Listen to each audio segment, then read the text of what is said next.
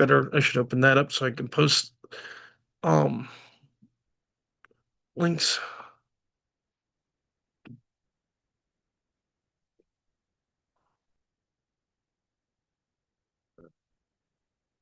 There we go.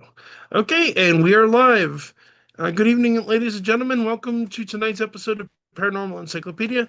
I am your host, as always, Kevin Mears, or Samantha Mears now, either way. Paranormal Encyclopedia and Demonologist. I am joined by my co-host. Ryan McKinley, vampire author, and And we have a guest. all-around goofball. Yep, that's a good word for you, Brian. And we do have a guest tonight. While I post the links, David, why don't you introduce yourself? My name's David Lee Summers, and by day, I'm an author of science fiction, fantasy, and horror. My most recent book is Vermilion Highways, which is a short history of vampires. Basically, Lee Clark Zumpa and I tell the history of vampires across 40 short stories in this book, and that just came out earlier this year. By night, I operate telescopes at Kitt Peak National Observatory, so I'm always happy to talk astronomy and dark matter, dark energy, exoplanets, all the sorts of stuff we do there. I also love to get into that a little, as well as all the other things we've talked about, just because I am nerdy enough to love physics and wise enough to know I don't know nearly enough about physics to start talking about physics. At least on my own. I'm the same. Well, I think as one of my professors used to say, one of the main things you need to know is what he used to call Fudd's first law, which is you push it hard enough, it falls over. And if you've got that, you've got an awful lot of physics understanding. Well, I can see the logic of that. I was also just thinking of there are a lot of people in the paranormal community who are very fond about talking at length about physics they really don't understand. Right. Yeah, it's there's a lot that goes on. A lot of it is it's you hear a lot about electromagnetic fields and you kind of wonder if people fully understand what they're talking about. All of that. Yeah, totally. Yeah, and that is why it's like, no, I learned a long time ago. It's like, I'm going to shut up and let you. And if I'm going to talk about it, I'm going to have somebody who knows more than I do to talk about it. And you certainly would qualify. Um, because, of course, I don't know. It is a good thing for me to say. But let's talk about the vampire book a little more. So, you said 40 stories across the history of vampirism. You mean fictional stories? I assume you're not talking about it. Or are you talking about his historical examination? Well, they're basically all fictional stories, and now, of course, we have a lot of real history in the backdrop of these stories. Mm-hmm. But it's Lee has his vampire universe, which tells the story of 12 vampire houses around the world. I have my Scarlet Order vampires, which are basically vampire mercenaries who, in order to basically keep themselves undead over time, end up working as using their vampire powers as to be mercenaries for the crowned heads of Europe and beyond.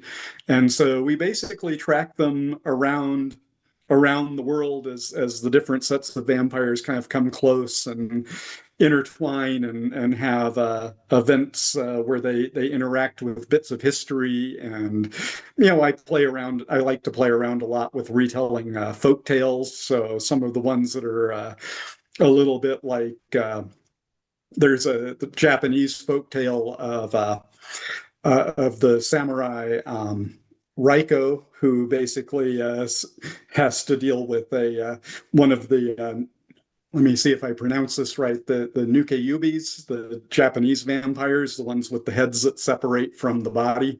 I may have my wording wrong off Like the top of my head. Magdalene. Yeah, yeah, exactly.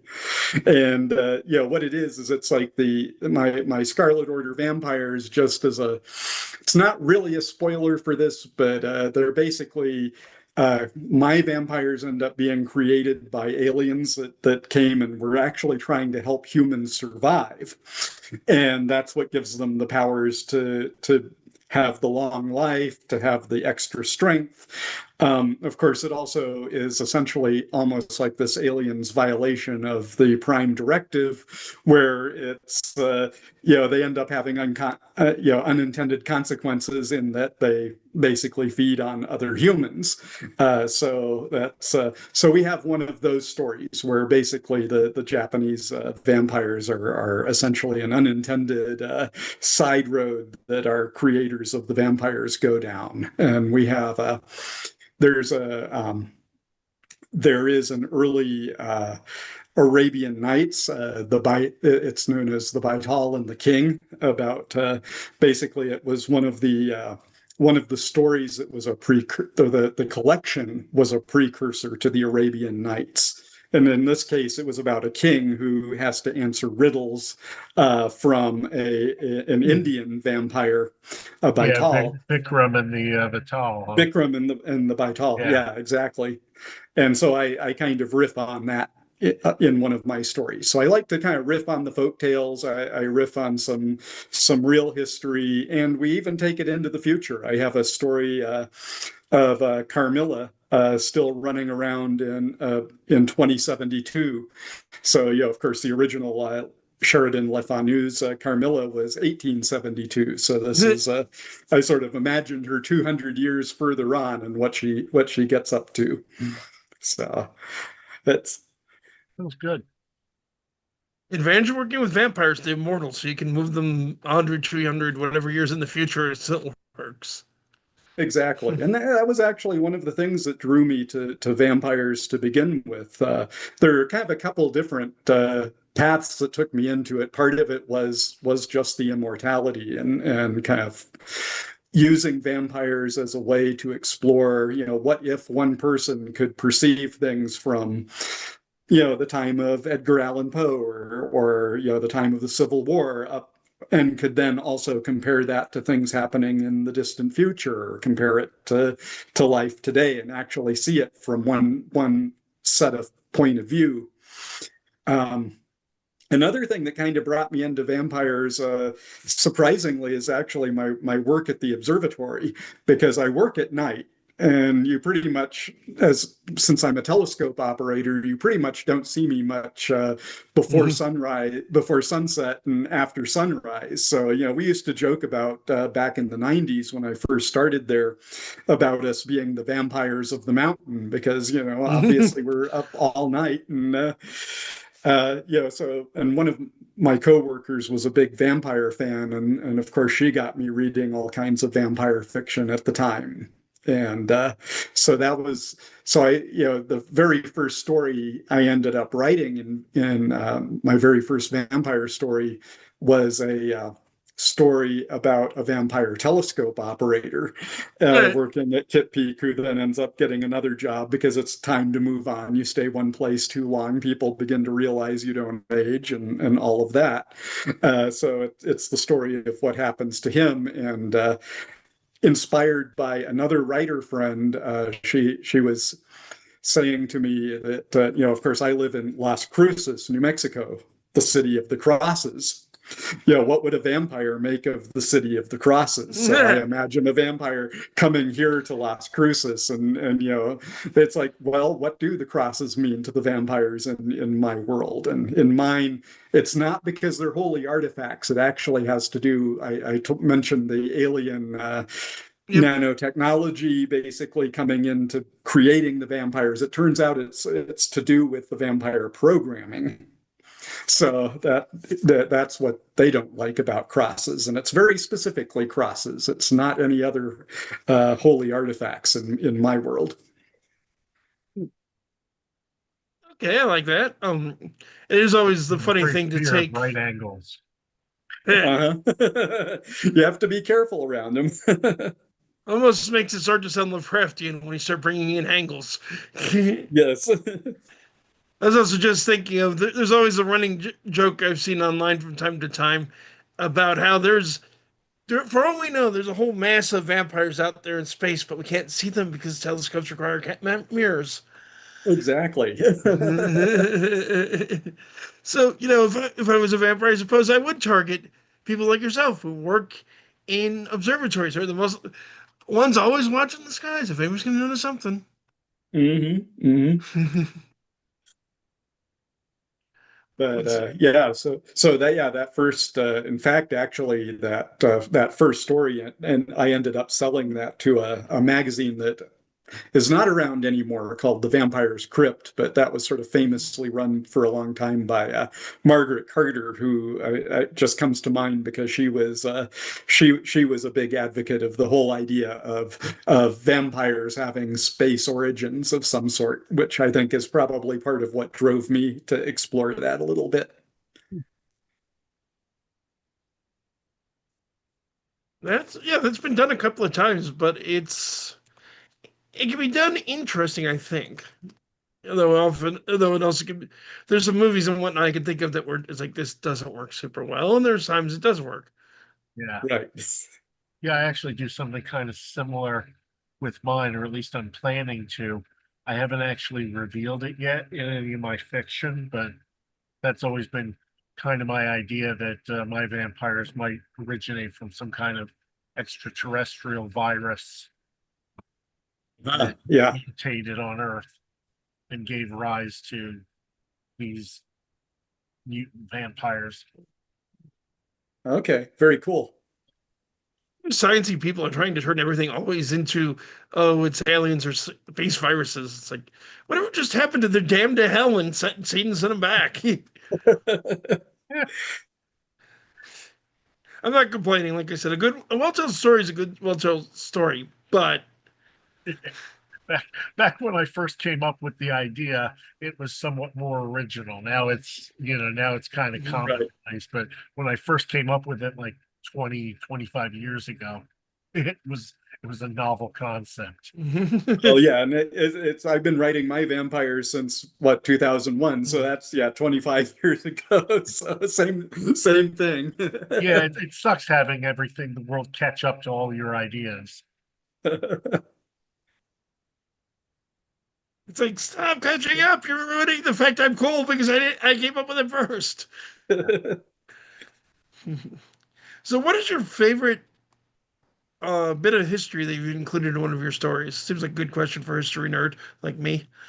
Yeah, I think actually one of my favorite it's not in this book, but it's one that just was published not too long ago, and this is High Wraith Publishing does a vampire magazine called The Hunger Chronicles, and this is actually an origin story for the vampire telescope operator, and I set him at Lowell Observatory when observing Mars with Percival Lowell. And that's basically this when he ends up getting turned. This particular character becomes a vampire is at nights, all alone, with the out in the snow. But I liked imagining, what it would be to have the vampire in basically in Arizona territory at this time. And of course, the thing is, Daniel, our astronomer vampire, is African American, so I got to explore the whole thing of he's the son of cowboy, of a black cowboy that came out to Arizona, and then he went to the Arizona Normal School, and then getting to actually be with at Percival Lowell's telescope observing Mars, and then he of course figures out that the canals that Lowell is seeing are not really there, that it's an optical thing going on in the telescope, and not a real phenomenon. So I had kind of Hmm. fun geeking out on my astronomy a little bit with that.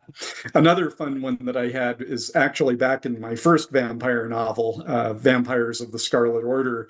I have a couple of my vampires um, actually team up with Grace O'Malley, the Irish pirate, and she was Hmm. a real hoot to write. Yeah, And I've only basically the recently heard idea, about her, but yeah, she was something.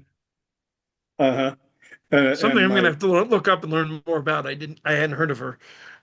Yeah, she was actually had an audience with Queen Elizabeth at one point, and is known to have known to basically managed to avoid, be in royal circles without getting hung or beheaded, as many people were, because she was actually a chieftain, a clan chieftain in Ireland. So it gave her some immunity. Nice. And she took up piracy because why not? Exactly. Well, Mhm. dealing with the darn, with the darned English. Yep. Ireland, of course, is not famous for its good relations with England. Exactly. And what's better than pirates? Vampire pirates. Because everything's better Yep. with vampires. I'm quite certain both of you agree with me on that, since that's your Brian writes vampires too. Yep. um, okay, I have to ask, and I'm sure somebody who listens is listening to this now or in the future is wondering it. So let's get the question out of the way, as much as it's not in my nature to ask something like this. You work in an observatory. Got any alien stories?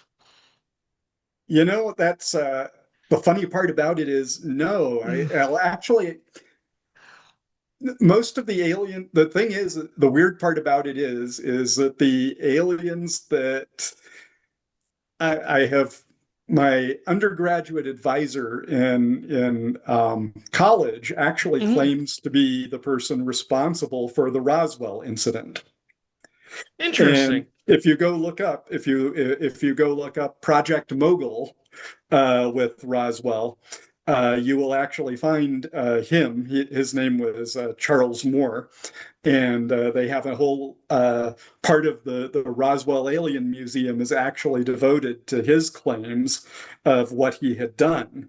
So I don't actually have a direct firsthand alien story I can share, but I can share that, yeah, my undergraduate advisor, he says basically that the craft that they found at Corona is basically this experiment that he sent up in what the whole idea was, it was, you hear weather balloon stories and such. It was not a weather balloon, but it was actually a high-tech balloon being sent up to high elevation to detect Soviet nuclear tests. And so, hence, it was this really top secret Navy project, which then he claims when it was found, the Air Force comes in, picks all of this up, doesn't recognize what any of this stuff is, and broadcasts it as alien spacecraft. And it's like, well, it suddenly disappeared because, of course, the Navy starts hearing about it and realizes, oh, that's where Project Mogul's balloon got to, and then ended up pulling everything and silencing everyone so that the Soviets wouldn't figure out that's what was going on.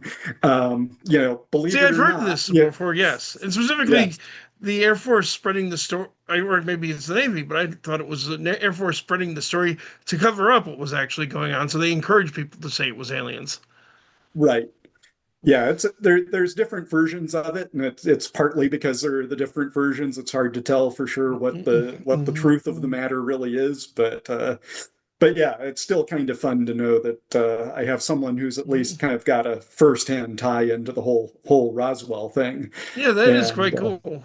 Yeah. and I did meet one person who claimed to be involved in the Socorro incident. Again, this is another one that's not quite as famous as the Roswell incident, but it's famous as being the original close encounter of the third kind. And Ooh. this one was Lonnie Zamora was a sheriff of Socorro, New Mexico, and he was driving along the highway, and supposedly he saw a big glowing object land, and he went to investigate it and saw two aliens walking around outside this big glowing ship. And of course, he dives behind the car, and the aliens take off and disappear.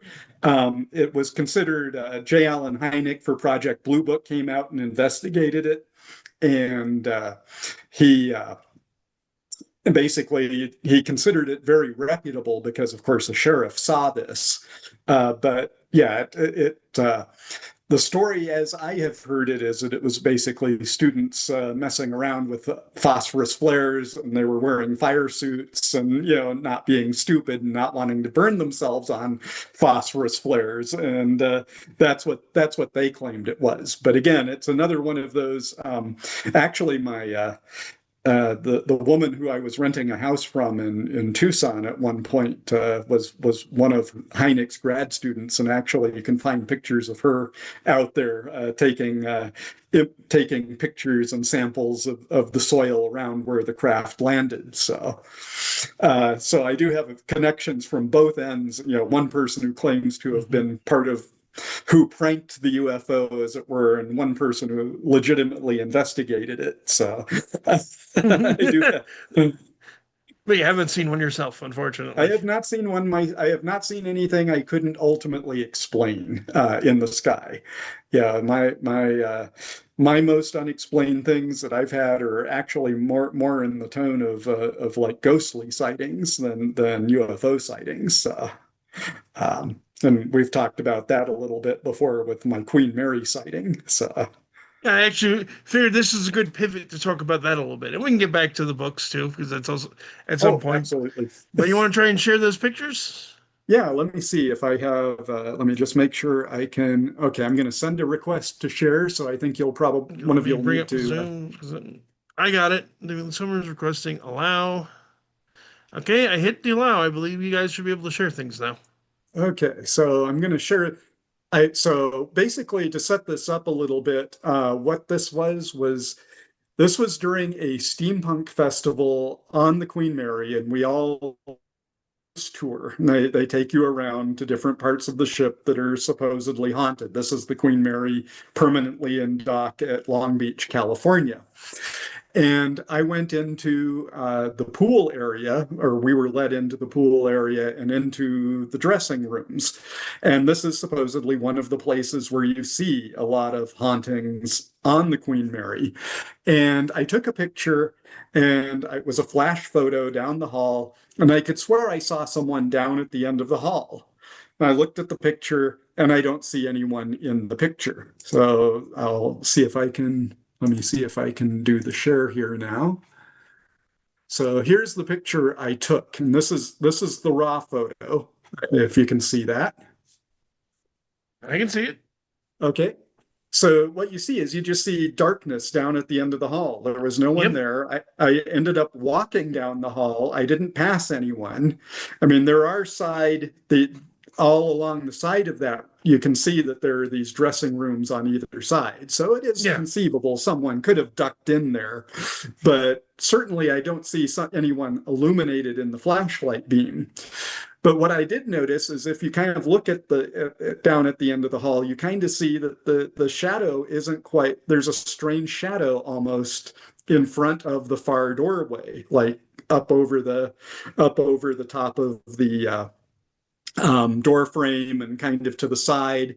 It looks a Hmm. little bit, there's just almost like a funny something that feels like it ought to, if it was a physical object, it ought to have been illuminated by my flash. And so I'm going to go ahead and see if I can change the share here. Let me just get in to make sure oops, let's see. Okay, I'm going to let me see here. Oops, that's not what I wanted. Let's see. Okay, screen sharing stopped. So now I'm going to share the other photo. So what I did was I played with brightness and contrast on Hmm. that image. And I'm just going to go ahead and, yeah, there we go. Okay, get rid of that. I'm going to, there we go. And now I'm going to share this again once I get my Zoom windows sorted out here. There we go. Let me see. Oh, yeah, somehow I got minimized on Zoom, and there we go. Lost my share button. There we go. So here I'm going to share. This is what happened when I adjusted the brightness and contrast on that photo. And we're sharing that. And now you see what almost looks like someone in a very old-fashioned bathing suit standing down there at the end of the hall. Oh yeah, I can see it. And what That's I don't have a good explanation for what I'm seeing. I would have thought that if there was a, as you can see, everything even behind that figure is illuminated. So you would think if there was a person standing there, they should be nice and bright in my flash. And yeah. they're very dark. Whatever it is very dark. Yeah, this is what I remember seeing from the website, and yeah, there's almost a hint. I mean, when looking at it, there is hints of detail, like you Right. are getting a picture of someone. Like you can almost see hands in front. You Yep, can almost see like a neckline on the a V neckline. Um, looks kind of like but they're it's wearing a mask as well, yeah, because there's a line right about here where that would be. possibly, yeah. or a hat. And yeah, I see top near the upper left. It looks like almost the collar of a jacket, or what I could almost, or a old swimsuit, or like a robe or something to that effect, where they Right, pull back right. like a lapel. Hmm. So I can opine on this, but why don't you? What do you think you got a photograph of here? No, that's the thing is I'm looking for anyone who might have a good explanation. Being that my background's in science, I consider myself a good solid skeptic, but I confess I really don't have a good explanation other than what I've heard about people talking about the black ghosts and things like that that apparently haunt the Queen Mary. Well, yeah, they call the. I'm not, I have various issues with it that we're going to get into in probably upcoming shows, but there's a subset of spirit encounter they sometimes call shadow people, Right, which is common all over the world. I mean, this is something we've heard. You can find reports of all over the world for hundreds of thousands of years. And yeah, it's reminding me of that. It seems like you got. Frankly, as an investigator, I'd say, yeah, you got a picture of a spirit. Um, I'm not an expert in photography. My first co-host, unfortunately, was an actual photographer. I would have loved to get his take. No offense, Brian, but just for someone who knows photography, because I don't. But I Yeah. think you got something there. What do you think, Brian? yeah. I mean, it's hard to say. Like I said, I'm naturally inclined to be skeptical as well. It Which is good. could just be a trick of like the fact that you had to enhance it, and change the brightness and contrast and all that in order to get it. It's like maybe it's some kind of, you know, Artifact, irregularity as they call it, I think is the word. on the film or something, Yeah. that kind of thing. Yeah, Because and honestly, that's it's the only other thing I could think of. yeah, is there, if there was something causing a deeper shadow in there, and then like you say, it's just an artifact of the fact that that's just such low signal on, it's a cell phone image, so it could just be at such low signal camera that it's creating artificial some artificial artifacts on there. Who knows? But yeah, it still creeped me out when I just all I did was up the contrast and up the brightness, and it's like, oh, look what popped out here. Yeah. Yeah. I mean, It, it is a little creepy. Yeah, I'm not going to argue with you. Do you feel? I mean, when you were there, did you feel like there was something down that hallway well, like I say, or someone? Yeah, when I took the picture, I thought I saw someone down there. It yeah, was almost like I thought, oh, look, I'm sorry. I thought in fact, I think I might have even apologized at the time that I was flashing them in the face, and yeah. that's why I kind of walked down there to see what was down there and who was down there. And like I say, I didn't pass anyone, but I didn't feel like I wanted to linger in there either. So Mm, there was just kind of that feeling to it. But of course, you're also down in a hallway with no lights on whatsoever. So yeah. And it's a famously haunted site and at night in the dark. Yeah, I will. I do have to share because partly because it's funny, partly because I do actually have a comment to this. Lord Ruin, who is a longtime railer, goes back to my days back on the Lou Gentili show, questions dressing room ghost. Ghosts could be keep peeping toms now. And it's like, yeah, yes, Lord Ruin, why not? After all, um, ghosts don't have a lot to do in their spare time, and I mean, you're invisible for hundreds of years. Certain things might occur to the average male. I'm just saying. And of course, maybe that's why it's a shadow person. Maybe it's maybe she doesn't want to be peeped on, so yeah, maintains herself as a dark entity, and maybe she's upset that we're down there taking. You get the feeling the being is a she. This was the women's dressing Yeah, room area, and I had the feeling just looking at it that we're looking at a woman, but who knows? It's I don't know. I mean, yeah, I think it kind of has that sort of shapely vibe, maybe. But then you were there. Your experience would be. yeah, my sense was I read this as female when I took it, but the clues are pretty when you're talking about something this shadowed, it's hard to be absolutely sure, but that was my feeling, and I don't know how much of that is just I was in the women's dressing area, so I assumed any ghost I would see would be a woman, so that's always a Which possibility is a too. logical assumption, admittedly. Okay, Um, I'm going to go ahead and stop sharing unless take another look. It's on my blog. If you go to davidleesummers.wordpress.com and search up Queen Mary ghosts, and that goes for anyone watching or listening, you can the pictures there, so you can go take a further look at it there too. in fact, if and yeah, by all means, take it down. But if anyone is like a photographer, knows more photography than I do, and has some idea of what that is, let me know. I'll be happy to relay information back to David, and then we always potentially have you back on the show to, if somebody's got an explanation. Um, Yeah, Lord Ruin has an excellent question, but I'm guessing you didn't do it, which is, did you try EVP? not there. I have actually tried it in some sites that I've been told are haunted and where people have that they have picked up EVP, and that Hmm. actually is in Tombstone, in the Birdcage Theater, which is supposedly a very haunted site. But when I tried that, I did not pick up anything there. I just hear myself talking to myself.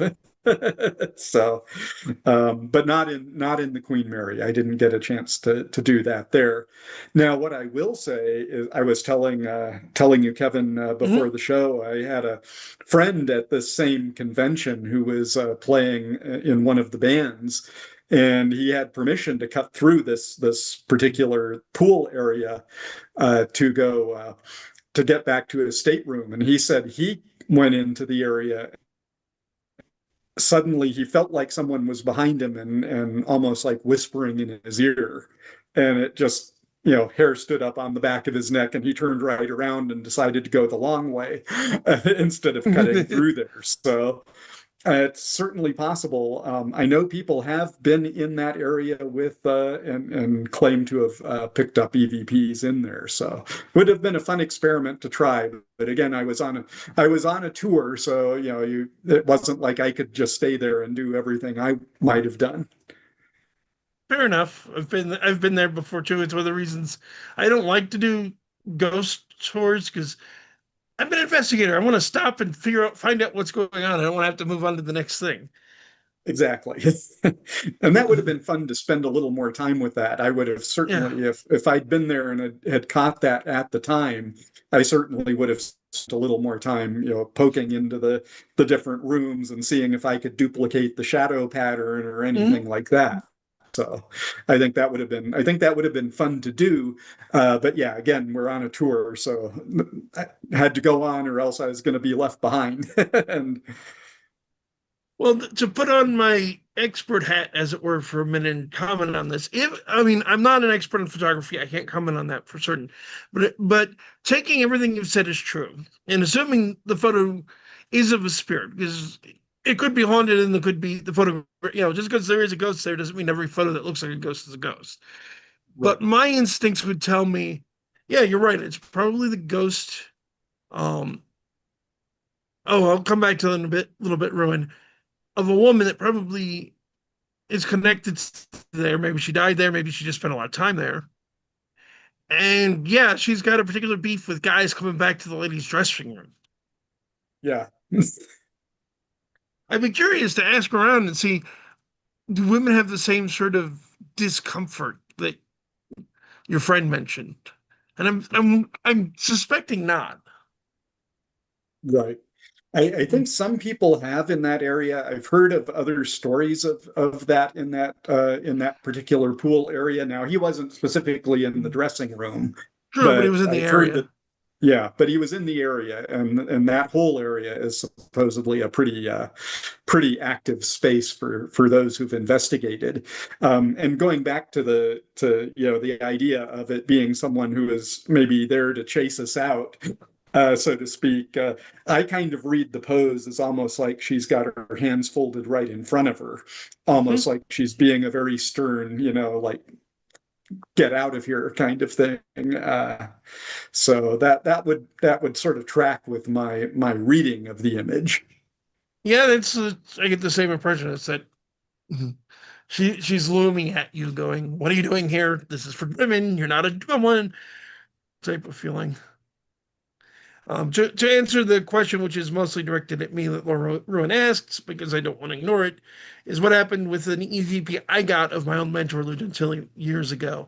Um, I'm not sure where it is. It may still be saved on my recorder, but I need to figure out where that went. Um, which is unfortunate just because it's funny doing EVP. Whenever I was with, for those of you who don't know, whenever Lou and I did conventions together, or almost anything together, because we're nerds and nerds are like this, what we do when we're done with something like filming for the day or speaking for the day is we go back to the hotel room and do EVPs. So some years back, I was speaking at a convention with some friends of mine. This was before I met you, Brian, although you know both Shannon and Holly who were there. And we started to ask questions, and there's a feeling of presences in the room, and one of them feels familiar. So I ask, um, "Is there, are you a human spirit, or have you ever lived?" Which is a question my mentor, asked on investigations all the time.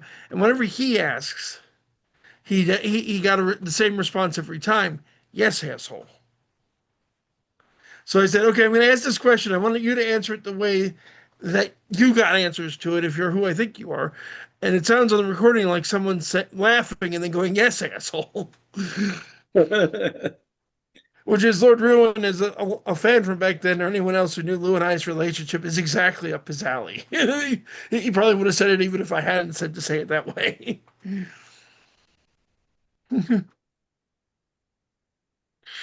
And Lord Ruin says we should get priests up in there and exercise it to get them to move on. An eternity in the dressing room sounds like no fun to me. Yes. We're actually going to start getting back more into talking about specifically the paranormal. As much fun as we have having David and other writers on, and we're not stopping that either by any means. I do want to talk a little more, do some more intersperse some episodes talking about the paranormal again, and I'll be going into that more. One of the problems, Lord Ruin, is you can't exorcise ghosts very easily. In some ways, it's actually easier to get rid of a demon. Funny enough, which is issues relating to humans still having free will and things of that nature. Um, that being said, this is interesting. I mean, I'm curious to do a little more research, maybe on the Queen Marie. If I know I've heard of it before, but see Yeah, it what sort of definitely thing. comes up. I've seen it on some of the some paranormal shows have covered it, and certainly they talk about it a lot. There are some books about it out there Mhm. for sure. So, So, do you have any other? I mean, going back to books, do you have any other projects coming out in the near future? well, right now, of course, we just talked about A Curiosity of Cats, Yes. the Mm. Danielle Ackley McPhail's anthology about inspired by Lewis Carroll. So I have a story coming out in that when that comes out in April. I'm hoping to actually make it out to Telltale Steampunk for that. Um, Currently, the I've just been finishing editing a couple of books by a couple of my authors that I published through my company, Hadrosaur Productions. One is called Lost Sons by Greg Ballin. That'll be coming out at the end of the month, and that's basically a novel about a pair of warriors from Nordic, basically Viking warriors from two different warring clans that end up being basically rescued by people from Atlantis, and they're given powers. One of them becomes a dragon shapeshifter, and the other becomes a tiger shapeshifter. But they're still mortal enemies, and we follow them through the centuries. So again, kind of going on to the immortal theme there. And the book's a lot of fun. This is the second edition. Um, I got to know Greg because both of us were originally published by Lachesis Publishing in Canada, and when they stopped taking new books, I ended up taking Greg on with my press. The other new book I have coming out is again a short story collection. This one's from Lynn McConchie, Mhm. and she's kind of famous for doing a number of books with Andre Norton back in the day. And this is a collection of just her short stories, sort of almost slipstream type short stories set in Wellington, New Zealand, almost a little bit of a Twilight Zone-ish kind of twist ending type collection of short stories. She's really good, has a lot of just a lot of fun with kind of seeing things through skewed perspectives. You know, imagining what if an extinct species came back life, things like that in that. And that'll be coming out at the beginning of March. As far as my own, I have a short story coming out in a magazine called Cosmic Crime Stories, basically to do with um, actually set in Mexico with one of the species of fae that's said to live in Mexico, supposedly immigrated from Ireland, as the legend goes. And so that'll be kind of fun coming out. That should be, I believe that comes out in March or April, if I remember right. So just mostly some short stories coming out. I am starting to do a lot of work on outlining some things. And I'm also working on an audio anthology. The first volume of the audio anthology, it's called The Museum of the Omniverse. And the conceit of the story, as it were, is that every story happens somewhere. You can go visit, and so this is the museum where you can go visit the entire multiverse. Anywhere that a story has been written, you can actually go live and experience the story. So we have a Oh, curator who wow. takes you around to all the exhibits. And in the first volume, I have one of my stories. Timothy Zahn of Star Wars fame has a story in it. We have stories by Patrick Thomas, who's again a mutual friend of Danielle and mine. And we just had him Carol on last week. Yeah. Oh, okay. Great. Yeah. So Patrick's in this. And then so the first one is the dragon exhibit. So it's all dragon stories. And the second one that we're currently working on right now is the Spacefarers exhibit. So it's actually it's space stories and a little more science fiction oriented. So and it's we have an international cast. Jeff Moon, who does our music and many of our sound effects, is a regarded Nashville musician. I had some fun because I got to when they did mine, I imagined almost like in the old Nantucket days of the hunting the whales from ships. I had a story that actually I published in 2001 in Realms of Fantasy magazine called The Slayers, and this was my story that was done in the anthology. It's basically about hunting dragons from airships. And so Jeff wanted an airship shanty. So, I figured, oh, it's just going to be in the background of things. So I was at a convention in Phoenix, and I think I just like back of a napkin started scratching out, some, taking kind of what I remembered of some lyrics of some sea shanties and mixing them up a little bit and putting them back together again, and putting in airship terminology and things like that. And it turns out he did this, and he just, with our permission, he started playing it at some of his gigs, and it turned out it was like one of their most popular songs. So now it's like really featured and in the forefront of the audiobook. So of course these are available at Audible. I actually did we did just produce a version on a collectible USB drive, so it's like a little collector's trading card with a Oh, little flip out that you can put in your computer too. So if you go to hadrosor.com and look it up, you can find the copies there to order. But otherwise, like I say, downloadable on Audible and all anywhere you do audiobooks, it should be out in distribution. and obviously, folks, you can look in the description. I'll put some links down there so you find David's stuff. Um, just go buy stuff. Support local authors. Yes. And not, I mean, we're in New Jersey, so not so, but it's the internet. Everyone's local today. Exactly. Hey, I'm happy to happy to call you all local. If you just be neighborly and send some of the heat this way, I mean, Yeah, we 70, should sure, do. but it was 40 during the day today. Yeah, Supposed yeah, to get a little warmer later this week, maybe There like you 50s. go. yeah. No, just have Working at this the image. observatory. I was just going to say, working at the observatory, it's been getting down to the 40s at night. So, but we did have a pretty bad ice and sleet storm a couple of weeks ago. So I kind of feel that a little bit. Not deep snow, but it was pretty slidey up around on the mountains. I was Meanwhile, slipping we and still have a sliding bunch of quite a bit. snow where I live, which is not at all in the mountains. It's been up for over a week. Now I just have this image of myself showing up at your observatory with a cup in hand. Hi, neighbor, can I borrow a cup of heat of warm air? Well, you're welcome to some of it, especially the summer heat in Arizona. You can keep the summer heat. There's the Yeah, trade-off. we get enough of that ourselves. Heat and humidity. Yeah, so no, it's not in our case, it's not a dry heat, despite what everyone likes to say. Yeah. Okay, got a question from Lord Ruin. From Okay. Lord Ruin, David, has there ever been a time where you encountered something paranormal that made you fear for your life?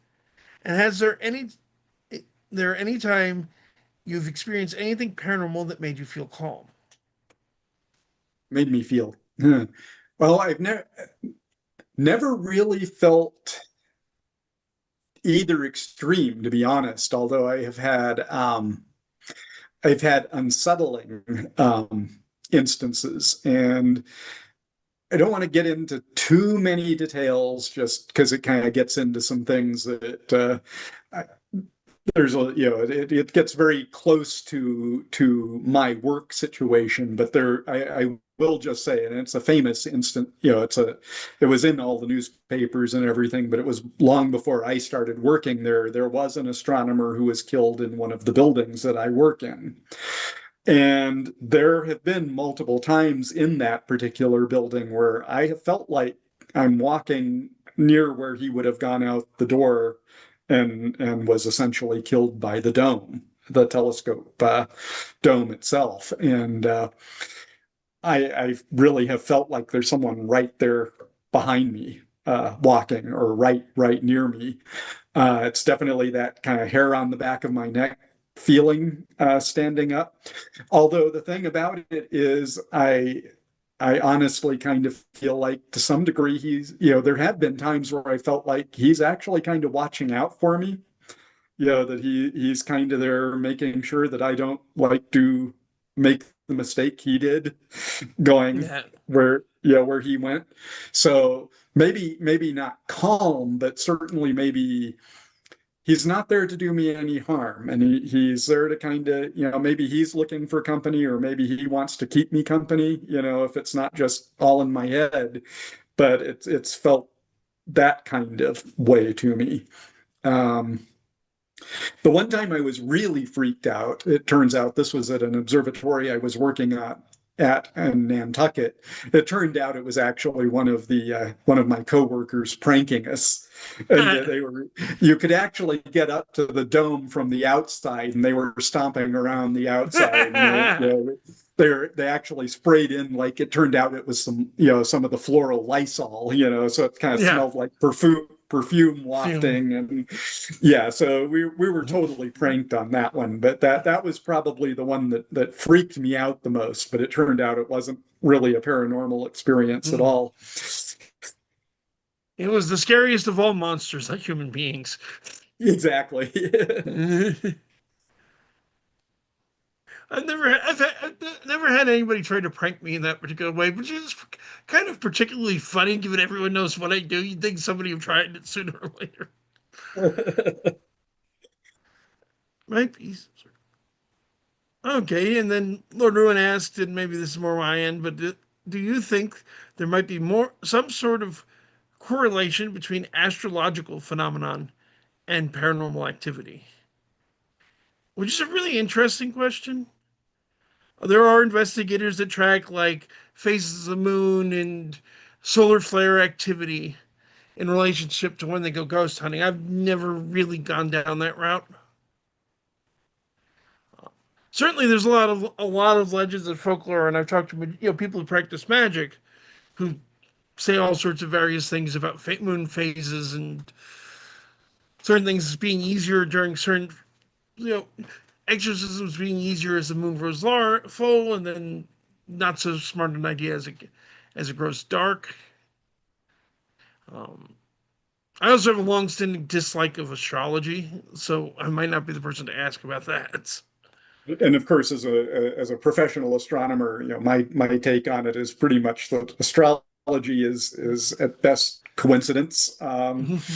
We don't tend to be it's really hard to see that there is any kind of correlation between stars and planets and what happens on Earth. I mean, it was even thrown at me back as an undergraduate to calculate how much gravitational impact you have on, does Mars have on us? The essentially the second closest planet to us. And when you do the figures, it turns out that the person sitting next to you actually has a bigger gravitational impact on you, which is Makes next to sense. nothing than Yeah. Mars does. Well, it's also the one I always think of. I remember reading some time ago, and it makes sense. It's like the one astronomical phenomenon that is most credited with having an effect on us, even by people who don't believe in astrology, the moon. And it's like, Yeah. yes, the moon exerts a gravitational pull on your body, but as you probably know, the way to counteract that is just sit the frick down. Because Uh-huh. you get that much closer to the center of the Earth, and that gravitational pull and whatever the moon's doing is meaningless. Right. Yeah, it doesn't have a huge effect on us. I mean, it does on tides, and there is at least, I don't think we're sensitive enough to feel it. But yeah, Yeah. I mean, there is certainly a real effect by the moon, and certainly planets have an effect, but it's a very tiny effect. You have to get close to planets and moons and all of that to feel them.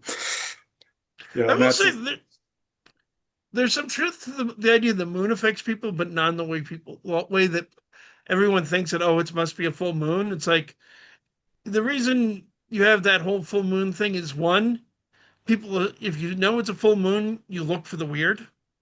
So there's a right. massive amount of confirmation bias. And two, there's the reality of a full moon night is brighter than a regular, say new moon. So Mhm. yeah, sometimes there's a little more crime just because it's easier to see your target. But if you look at actual statistical numbers, crime rates don't change, birth rates don't change. On the, there is cops, if you look at like what cops and paramedics will tell you, yeah, they'll all say the moon makes people nuts. But if you look at the numbers, it's like, no, they think it happens because they expect it to happen. What do you think would happen to a werewolf that actually went on to the moon? That Well, that's a good question. is an excellent question. What kind of effect would that have on the traditional moon-based werewolf?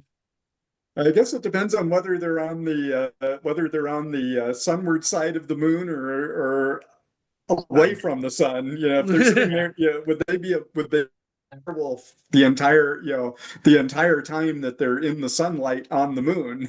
If, They're just totally changed the whole time, and then they run onto the dark side and become human again. I think the real That'd be question an amusing little story. to yeah, think about here is Googling it because I wasn't sure, but Google and David, you would know better, so correct me if I'm wrong. But Google says that Saturn is the planet with the most moons at 274 or I more. believe that's right, and it's now it's always one of those of most moons discovered versus Yeah, maybe most moons actually there. granted. But yeah, Saturn has a lot of moons. It's definitely, and of course, the ring system probably is a moon or two that got crunched up by gravitational tidal effects. So, Okay. and there even is at least a couple of moonlet. There are at least a couple of moonlets in amongst the rings. So that's That all raises the very serious question for for writers like yourselves. Never mind being a werewolf on our moon. What about being a werewolf on Saturn itself, where there are 274 moons that might be changing you at any given moment? Oh yeah, no, you're just screwed there. you're just a werewolf permanently. So this Saturn's is when you start praying that you're the type of werewolf that doesn't change with the moon. And while it's not really a werewolf story or shapeshifters, actually one really fun vampire story I saw actually had a lot to do with the vampire. It's an anime called Arena the Vampire Cosmonaut, and I don't know if you've ever Hey, encountered this Ted. or not. No, And it's the new on idea me. was it's sort of alternate history Mhm. and it's an alternate Soviet Union where basically the first person in space ends up being a vampire because the Soviets of this world end up sending a vampire up so they don't have to put a person, a human Hmm. being, into the space capsule. But it factors into this because they have a whole lunar mythology and everything. She ends Hmm. up, she's willing to do this because it's the whole idea that it can bring her closer to the moon. You could almost play with something like that with your werewolf idea of, Yeah. exploring, maybe because I'm sure, werewolves would certainly have a whole mythos around the moon and everything. So they might be there might be a good reason for werewolves to want to actually go there and do something with it. Yeah. Ruin was suggesting that a werewolf become empowered like Superman with the sun. There we Um, go. but he asked a question. I'm going to just relay it because I'll be completely honest. I don't know what he's talking about, but I'm assuming you will. He wants to know: do you think that gravis stars exist, or are they just nonsense? I've heard of the idea, and my I have not heard anything really seriously in the literature or in amongst the people that I talk to saying that they exist per se. I think it's kind of more a fictional idea than it is a real science idea. Doesn't mean that there isn't something that's kind of explained and that someone won't ultimately point to a real phenomenon and say that's it in the long run. But no, I heard of them as part of the whole pantheon of weird space phenomenon, and there certainly are some weird ones.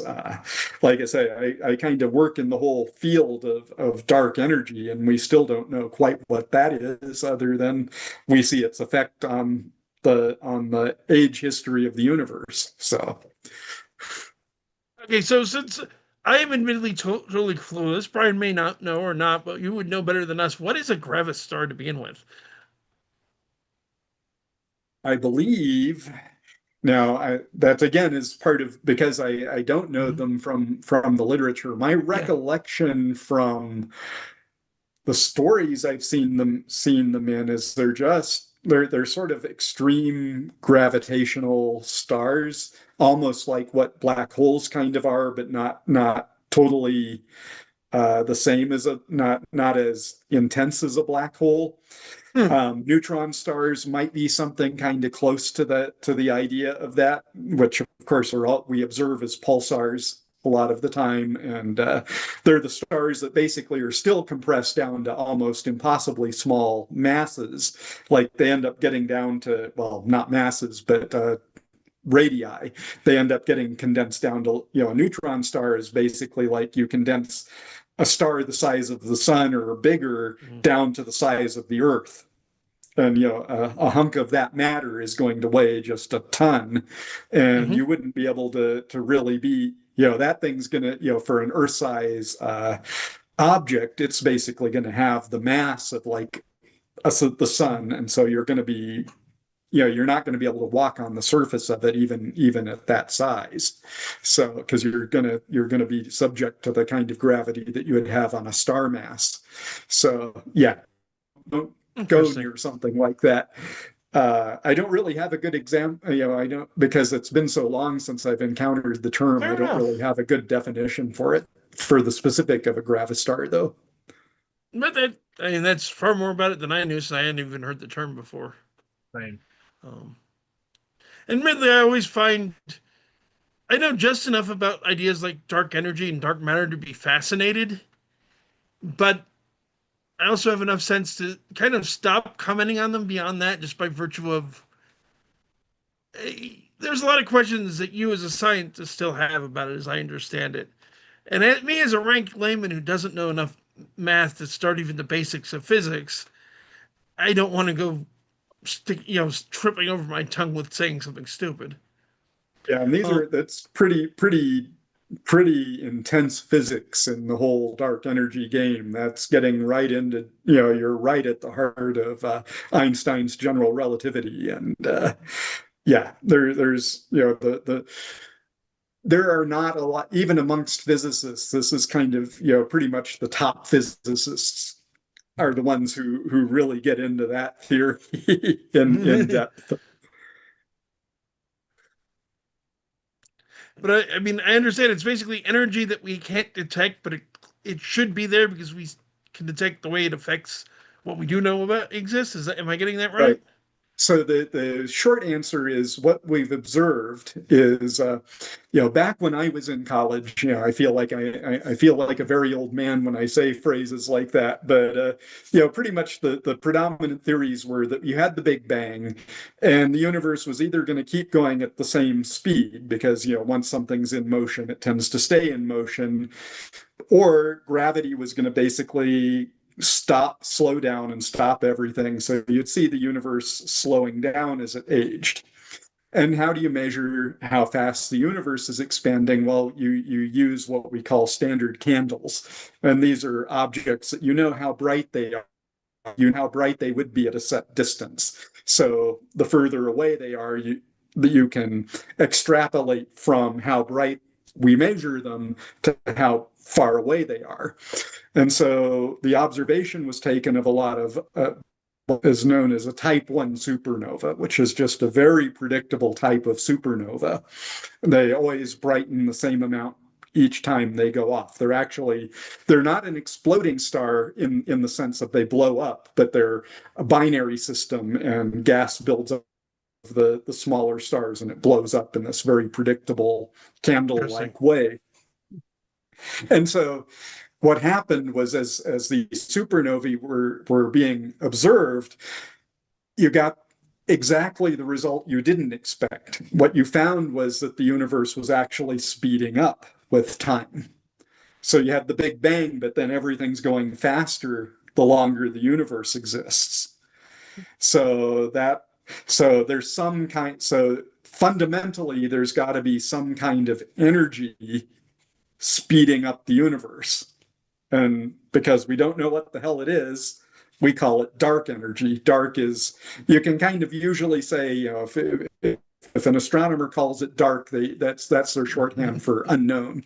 So, dark matter is the same thing. It's like you observe something and you know there's got to be matter tying it all together, but we don't know what that matter is because we can't see it. So it gets kind of called dark. It's dark because it's not seen, but it's also dark because it's unknown. And in the case of dark matter, the fundamental result was that you look at how galaxies spin. And if you know from our solar system, Mercury goes around the sun really fast. Venus a little slower, Earth a little slower, and on out. If you look at galaxies, you might think that a galaxy would do the same thing. Things in near the center would go really fast, and things out at the edge would go really slowly.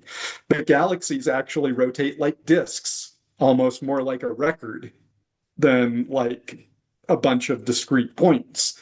So there's got to be a lot of mass in there that holds it together that you don't see.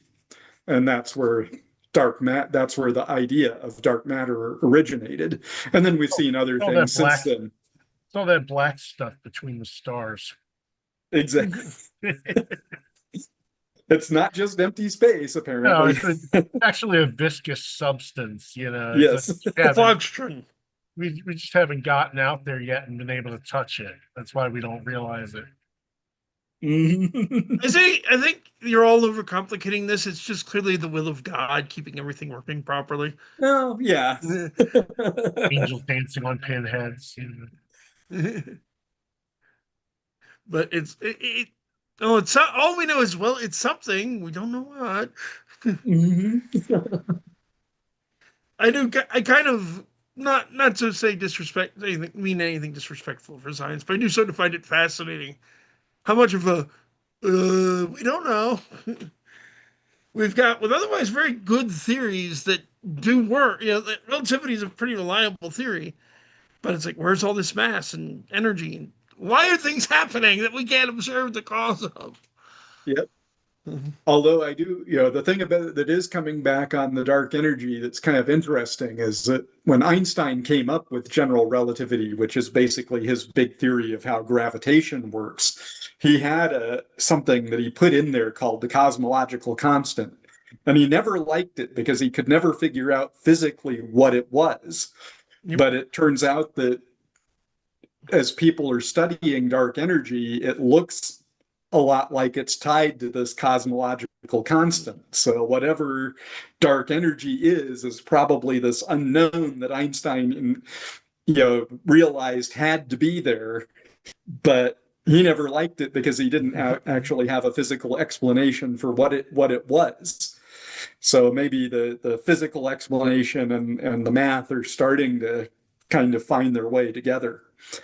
Well, and then you throw in quantum physics and it becomes even more weird. Oh, yeah.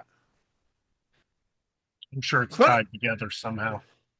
Quantum physics seems like it's built on weird. Yeah. It's pretty much the science of the weird. Yeah. And it's usually the one that paranormal types most often try to go back to explain ghosts and things like that. And as I said to you earlier, and I stand by it, it's like, left. I don't know enough about quantum physics to make so I don't want to make a fool of myself by saying anything. Because I've never seen anyone, even as a believer, that I thought was giving a credible explanation of how quantum physics explains ghosts or God or anything like that. I've seen a lot of them make total fools of themselves trying. And it's like, no, if you don't say anything, and you don't know enough, you're on a much better footing than if you pretend you do. I think we can all agree with that. But it is actually now 9:08.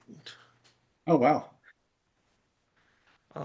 Which is not a problem. It's the beauty of doing this on YouTube as opposed to an actual radio station. We don't have to end exactly at 10 o'clock. It doesn't matter. It's like the only person I have to answer to that is my two bosses, one of which is me, and the other one of which is watching something in the bedroom, so I don't think she cares. But But it's probably a good time to wrap things up. I do have a paper I still need to write for one of my classes. Okay. David, thank you very much for joining us. It's been a lot of fun. Yeah. Thank you Um, for having me. I've had a Definitely lot of fun too. adding you to the list of people to have on again in the future, which Thank happily you. continues to grow, not shrink, which is what I want. Yeah. Um, Next time you have a book out. yes, keep me informed. If you have something coming out you want to promote, you shoot me a line, and I'll be happy to have you on again. Absolutely. Yeah. And if nothing else, we'll have the next edition of Museum of the Omniverse. Maybe we'll have to do a round robin of some of our authors I'd like to do that. like we've Yes, done with Danielle's books. So say the we word. could I'm happy to set it up. certainly see if we can all up a few of us up. Like you already know Patrick, so Yep. he's now in two of them, so that'd be fun. And yeah, I'd be happy to come back certainly for that. So. When is that? When is the second one coming out again? Well, it's right now we're still in pre-production, so Okay, we don't have a date yet, but it could. I'm hoping we will get it out by around the end of the year, but we're kind of too early yet for me to say hold me to that. fair enough. So But closer Yeah. to when that gels, let's definitely do a group one like I do with you and Danielle and the others and promote it. Because I think it'll be fun. And two, yeah, let's promote. yeah, I'm gonna go use my Audible credit to get the first one. So, and I got to do some voice work in it actually in one of the leads in Tim Zahn's story, so that was kind of oh, fun cool. to do. So yeah. And I know Timothy Zahn's work from being a giant Star Wars nerd. So, Oh yeah. Yeah, we get to do some of his stuff that's not Star Wars. Of course, that the Star Wars stuff is all bespoken by the yeah, powers that be at Disney. But you have to kneel to the power of the mouse on that count. But exactly. but folks, I'm going to put links in the description to David. I assume you have a author page on Amazon. Oh yeah, I have my author page on Amazon, and my direct website is just davidleesummers.com. I'll And put links to both in the description for everybody as well. Um, this is going to wrap things up for this week, folks. We do have a guest scheduled next week, which is Keith DeCandido, I want to say. DeCandido Yeah, DeCandido. is how he Uh, pronounces it. then that would be the correct way to pronounce it. I always prefer to Yes. pronounce things as people do themselves. Um, and then after that, we're still looking for more guests. I do want to take a quick second before I wrap up to make a commentary. I am utterly overjoyed with how the show has been going for the last 10 years. I love the guests that we've had on, President Company included. But having watched a lot of other YouTubers recently in the paranormal field, in the theological field, dear God, some of these people are dangerously full of shit. So we are going to be on top of still having guests on, we're going to start going back to adding some episodes talking about the paranormal, talking about demonology, because dang it, there's too much BS in the world and somebody's got to do something about it. And lucky me, I'm not someone. But that'll do it for tonight. This is Kevin Mears saying, have a good night, everyone. Brian, Kenley saying keep your fangs sharp. David, you have any last words? Absolutely. Carpe noctem, seize the night. Good one. Carpe Noctem indeed. Okay, folks, that's it for this week. 8 p.m. Eastern Standard next week. Good night and God bless for now. And let me just end the streaming.